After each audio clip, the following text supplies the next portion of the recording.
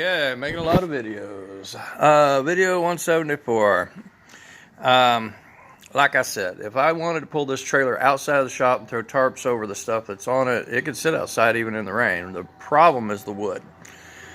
Can't set the table up if I need to put things back inside. Don't want the table set up inside. I'd rather do all that kind of work outside if I could anyway, but I need someplace to go to with that wood.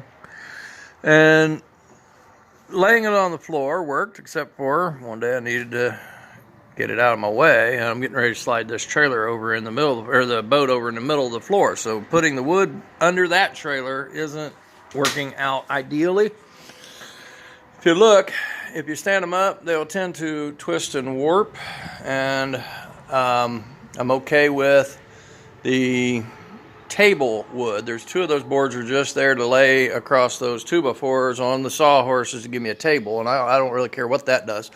And the 3/4 marine grade, very expensive piece of wood, but I think it's already done as much twisting and warping as it's going to. And I currently only have one small area up there that I plan to use that on.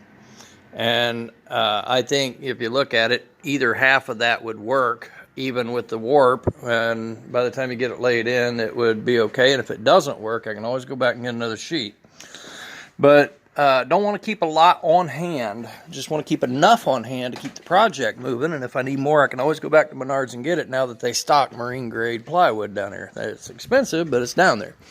But I got done with eyeballing this area right here. That board is taller than that. This right here is already here.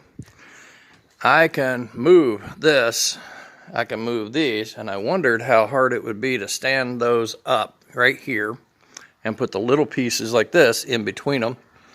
Let one lay against this, one lay against that, but now my grinder area is going to be challenged unless I lay it all this way and can reach in there to get whatever grinder I want.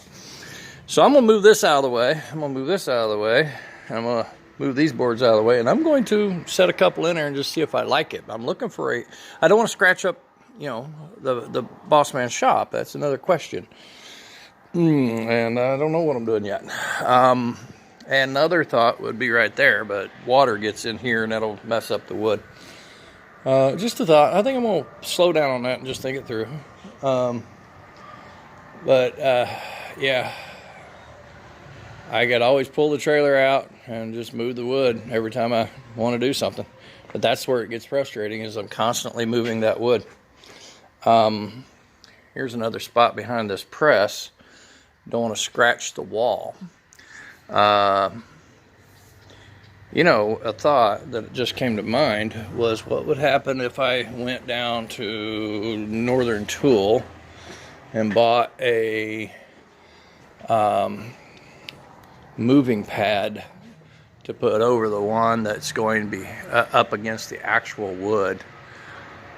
Well, I got two spots now that have my attention, but I also have a question on how to protect the shop so I don't damage the shop, because I don't want to get in too much trouble. I know it's a shop and I know it gets scratched up, but it's not because I go out of my way to be blatantly, you know, disregarding, blatantly disregard the man's stuff.